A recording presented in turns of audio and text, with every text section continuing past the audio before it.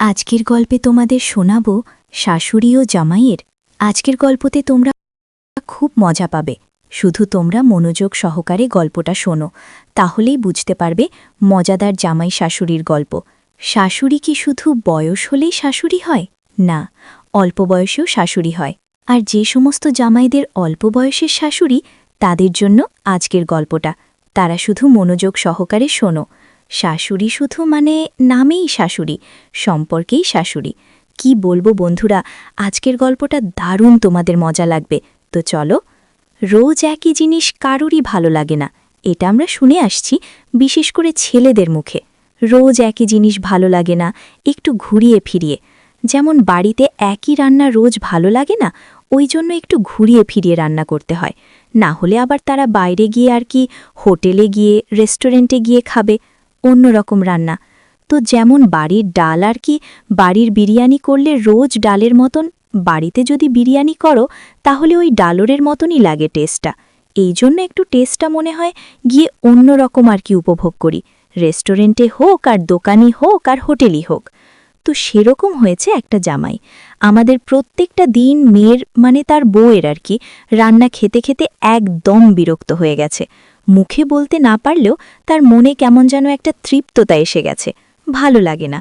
যতই সে ভালো করে বিরিয়ানি করে দিক আর যাই করে দিক, বাড়িরই তো যা থাকে আর কি, ছেলেদের মনে এই সমস্ত চিন্তাভাবনা। তেমনিও আমাদের এই আসিফ বাবার মনে এই চিন্তাভাবনা উঠেছে। আজকের জামাইয়ের নাম হচ্ছে আসিফ। তো আসিফ বড় টেনশনে পড়ে গেছে, বড় মানে বিরক্ত লাগছে। তার এই সংসার জীবনে আর ভালো লাগছে না। সে একটু নতুনত্ব জিনিস খুঁজতে চাচ্ছে, একটু নতুন রান্না খুঁজতে চাচ্ছে, খেতে চাচ্ছে। কি করবে কি করবে কি করবে? হঠাৎ করে আসিফের শাশুড়িমার কথা মনে পড়ে গেল। শাশুড়িমা তো এখনও ভালোই আছে, দেখতে শুনতেও যেমন একদম ঠাসা, বয়সও বেশি হয়নি। সে তো এখন রান্নাবান্নার টনটনাই করে, রান্নাবান্না হার মানাতে পারবে না। যেমন দেখতে শুনতে সুন্দর, যেমন ফিটফাট, যেমন চেহারা, উঁচা লম্বা মোটাসোটা সুন্দর, এখনও মনে হয় তাকে আর কি দুবার বিয়ে দেওয়া যাবে, কোনো ছেলে দেখলেই চোখ ফেরাতে পারবে না। তো হঠাৎ করে আসিফের মনে হলো, এত সুন্দর শ্বশুরবাড়ি থাকতে আমি বাইরের কেন চিন্তাভাবনা করব।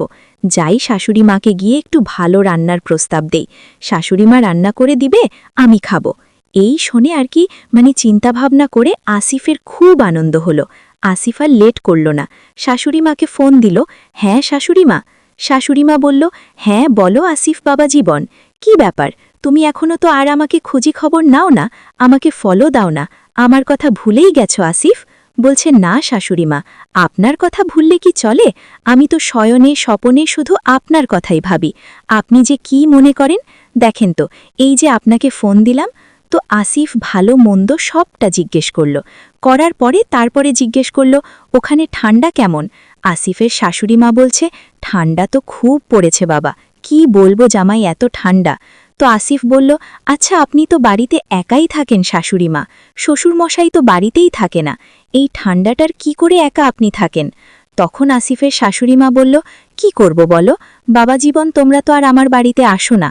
তোমরা যদি আসতে তাহলে সবাই মিলে খুব আনন্দ ফুর্তি করতাম, হই হল্লা করতাম। তখন আসিফ একটু চুপ করে রইল, চুপ করে বলল, শাশুড়িমা আপনার কষ্টটা আমি দূর করতে পারি, আপনার কথাটা আমি ফেলতে পারি না। যেহেতু আপনার একটাই জামাই আমি কথা দিয়েছিলাম আপনাকে দেখাশোনা করব, দেখভাল করব। যে শ্বশুরমশাই আমার বাইরে থাকে, আর এখন যে ঠান্ডা পড়ছে, এখন তো আমার উচিত আপনার পাশে গিয়ে দাঁড়ানো। তখন শাশুড়িমা শুনে একটু খুশিই হলো।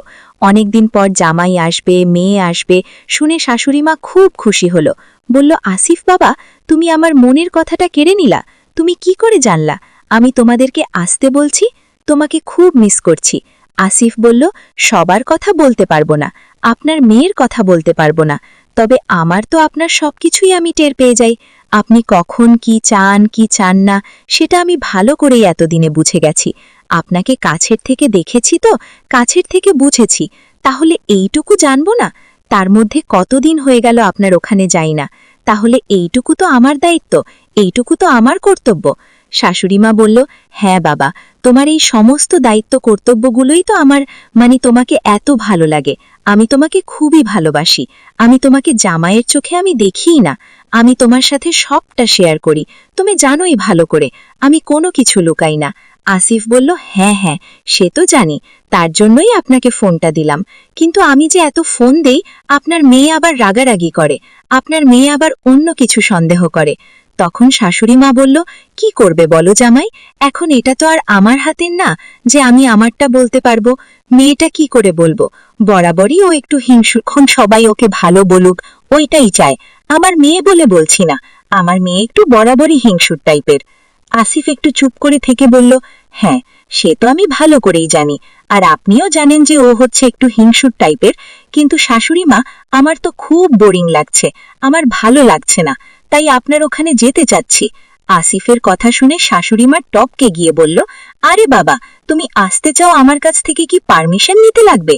তোমার যখন খুশি তুমি তখন চলে আসো, নিজের শ্বশুর বাড়িতে আসবে, নিজের শাশুড়ি মার কাছে আসবে, এটা নিয়ে আবার জিজ্ঞেস করার কিছু আছে? কিন্তু আসিফ বলল, একটা কন্ডিশনে যেতে পারি, একটা শর্ত আছে। শাশুড়ি মা বলল, কি শর্ত? আসিফ বলল, আমি কিন্তু একটু নতুন ভাবে আজকে আর কি খাওয়া দাওয়া করব, আপনি নতুন ভাবে রান্না করবেন, আমি সেটা আর কি আপনার হাতেই খাবো। শাশুড়ি মা বলল, হ্যাঁ হ্যাঁ হ্যাঁ, একদম, তোমার জন্য আমি একদমই একটা নতুন রান্না করব, যেটা তুমি এর আগে কোনোদিনও খাওনি। আসিফ বলল, তাই? বলল, হ্যাঁ ঠিক আছে, তাহলে আমি কিন্তু আজকেই রওনা দিচ্ছি। ঠিক আছে, আসো, তোমার জন্য আমি রান্না রেডি করে রাখছি, তুমি এসে খাবে, তোমার মন ভরে যাবে। জামাই আর লেট করল না, জামাই ব্যাগ গুছিয়ে রওনা দিতে লাগলো। তারপরে ফোনে আবার বলেছিল, জামাই আমি একা আসছি, কিন্তু এদিকে বড় সমস্যা হয়ে গেল। জামাইয়ের একা যাওয়া দেখে জামাইয়ের বউ মানে আসিফের বউ আর আসিফকে একা যেতে দিল না। যখনই শুনল সে তার বাপের বাড়ি যাবে, তখনই সে বলল, আমিও যাব। এখন আসিফ মুখের উপর নাও করতে পারছে না, কি করবে কি করবে। তারপরে আসিফ সাথে করে নিয়ে গেল। আসিফ আসিফের বউকে নিয়ে শ্বশুর বাড়িতে গেল। অমনি সময় শাশুড়ি মা ভাবছিল আসিফ একাই যাবে। যখনই তার মেয়েকে দেখছে, দেখে তার একটু মনটা কেমন হয়ে গেল। ইশারায় আসিফকে জিজ্ঞেস করছে, তোমার না আজকে একার আসার কথা ছিল? আসিফ ইশারায় বলল, কি করব, আমার সাথে আর কি আমার ব্যাগ গুছানো দেখে শুনে একা আমাকে ছাড়ল না, তার জন্য আমি নিয়ে আসলাম। আসিফের মা শাশুড়ি বলল, এখন কি হবে তাহলে? আসিফ বলল, ও কোনো ব্যাপার না, আমি ম্যানেজ করে নিব। যাই হোক, যথারীতি ভালোই রান্না করছে। রান্না করার পরে আসিফকে খেতে দিয়েছে। আসিফ খাবারটা দেখে বলল, ওটা কি? এমা। আসিফ একটু মুখে দিয়ে বলল, এমা, এটা তো ফেনা ভাত হয়েছে, চাল দিয়ে আর দুধ দিয়ে ফেনা ভাত করছে। আসল কথা, ওটা তো ফেনা ভাত না, ওটা আসিফের মা মানে শাশুড়ি মা করেছিল আর কি পায়েস, খেজুরের গুড়ের পায়েস। কিন্তু আসিফের মা শাশুড়ি মা, আসিফের শাশুড়ি সেটা আর মুখ ফুটে বলেনি। আসিফ খেয়ে বলে, খেয়ে মানে মুখে দিতে দিতে, দেওয়াটা না দিতেই বলে, এটা তো ফেনা ভাত, এটা তো আমি রোজই বাড়িতে খাই, এটার মধ্যে আমার নতুনত্ব কি আছে? এই বলে আসিফকে দিল। আসিফ একটু মুখে দিল, লজ্জার খাতিরে সে আর কিছু বলতে পারল না। সে ফেনা ভাত যখন বলেছে, তখন শাশুড়ি মা বলছে, খাও খাও, আরে এটা ফেনা ভাত না, না আমি এটা রোজই খাই, এটা রোজ খাই। তখন লজ্জার খাতিরে আসিফ আর একটু খেয়ে সরিয়ে দিল। ভালো লাগলেও সে বলতে পারল না যে এটা তো আমি বাড়িতে খাই না, আমি তো খাই ফেনা ভাত, আর এটা তো শাশুড়ি মা পায়েস করছে, এটা আর বলতে পারল না, যেহেতু না করে দিয়েছে। তারপরে রাত্রে, এখন রাত হয়ে গেছে, আসিফের তো খুব লোভ হয়েছে দেখে। আসিফকে লোভটা সামলাতে পারছে না, কি করবে না করবে। এখন ঘুমোতে গেছে, আসিফ শুয়ে পড়েছে, আসিফের বউ শুয়ে পড়েছে। অমনি আসিফ কি করছে, এখন তো আর পারা যাচ্ছে না, এতটাই লোভ হয়েছে। এতদিন পর শাশুড়িমার কাছে আসছে, শাশুড়িমা এত সুন্দর রান্না করছে, এটা আর কি আসিফ তো লজ্জার খাতিরে বলে দিয়েছে আমি রোজ খাই, তো যখনই মুখে দিছে তখনই আর কি এত ভালো লাগছে। যেহেতু বলে দিয়েছে, ওই জন্য আসিফ আর ওটা লজ্জার খাতিরে খায়নি। তারপরে আসিফের মন পড়ে আছে, আসিফ কি করবে? আসিফ কি করছে, চুপ চুপ করে শাশুড়িমার ঘরে গেছে। শাশুড়িমার ঘরে গিয়ে শাশুড়িমাকে বলছে, এবার আপনি আপনার পায়েসের হাঁড়িটা নিয়ে আসেন, আমি মন ভরে পায়েসটা খাবো। আসিফের শাশুড়িমা বলল, আমার মেয়ে কোথায়? ও আপনার মেয়ে ঘুমিয়ে পড়ছে। আপনার মেয়ের অত যদি চটপটা হতো তাহলে তো কোনো কথাই ছিল না, আপনি যেমন আপনাকে ডাকতেই একদম চটপটা উঠে পড়লেন, অত আপনার মানে এনার্জি যে কোনো কিছুতেই, কি সুন্দর আপনি আর কি করলেন। যাই হোক, আপনি এবার নিয়ে আসেন হাঁড়িটা, আমি আপনাকে দিব, আপনি আমাকে দিবেন, আমি মন ভরে খাবো। এই শুনে শাশুড়িমা আর লেট করল না। শাশুড়িমা তাড়াতাড়ি করে পায়েসের হাঁড়িটা নিয়ে আসলো। নিয়ে আসে দিব্যি শাশুড়িমা আর আসিফ পায়েস খেতে লাগলো।